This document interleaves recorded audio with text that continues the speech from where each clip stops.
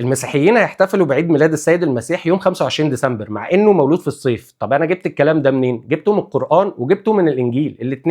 الاثنين متفقين. والله متفقين. طيب تعالى نجيب الاول الانجيل. انجيل لوقا 2:8 هتلاقي يا باشا بيقول ايه؟ ان وقت السيد المسيح اما جه يتولد كان الرعاة مخرجين الرعي بره، وده ما ينفعش يحصل في الشتاء اصلا. ليه؟ لان الرعاة ما بيطلعوش الرعي بتاعهم في الشتاء بالليل خالص، لازم بيغطوه. ليه؟ عشان ما يموتوش.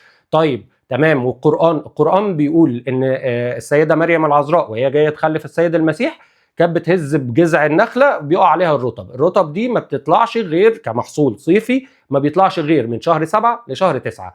يعني 100% لو انا جيت قلت لك ان هو مولود 19 اغسطس ده في احتمالية عن 25 ديسمبر. طيب 25 ديسمبر دي جابوها منين؟ ما اصلا اكيد مش فاتي. طب فانا قلت ارجع اعرف 25 ديسمبر دي مين اللي حطها وحطها ليه.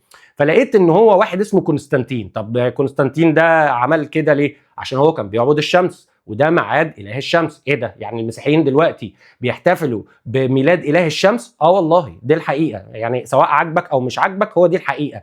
طيب هو عمل كده ليه؟ هو كان بيعبد الشمس وحاطط الشمس دي على العمله بتاعته عامه يعني، وما شالهاش طول عمره. وهو اتعمد 342 يعني، وهو في 312 حط لكم الصليب اصلا. ليه؟ لان انتوا علامتكم اصلا ما كانتش صليب. ما كنتش تعرف المعلومه دي؟ والله العظيم ما كانت صليب، كانت عباره عن سمكه. وهسيب لك في البحث كل العلامات بتاعتكم لغايه اما اتفرض عليكم الصليب. اصل هو بالعقل كده، فكر فيها. انت مستحيل تختار الصليب بمزاجك. ليه؟ لان بكل بساطه دي اداه بالنسبه لك قتل المسيح.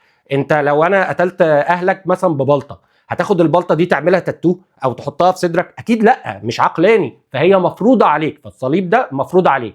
ولو فكرت بالعقل كده، السيد المسيح اما يرجع يعني بكل بساطه هيلاقي صليب اللي هي بالنسبه له اداه قتل. اوكي، فهيعمل ايه؟ هيجري منه وهيروح لمين؟ للمسلمين اللي بيصلوا زيه، بيركعوا ويسجدوا. بس الصليب بالنسبه له ده اداه قتل. طب ليه اتفرض عليهم؟ عشان الدوله الرومانيه وقت كونستانتين اتحكموا فيكم. طب اجيب ازيدك من الشعر بيت ولا اقول لك انت دور على المعلومه اللي جايه دي عشان تتاكد.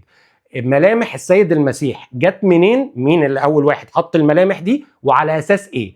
لما تعرف. انا مش عارف اقولها الصراحه في الفيديو عشان الفيديو ده ينزل، لان لو قلت المعلومه دي اللي انت هتدور عليها الفيديو ده مستحيل ينزل. طيب مش مصدقني؟ روح يا باشا الكنيسه اسال البابا على موضوع 25 ديسمبر.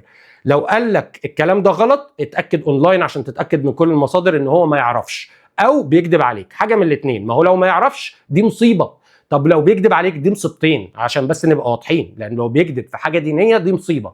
طيب فانت اتاكد كده انت بتحتفل بايه بالظبط يوم 25 ديسمبر.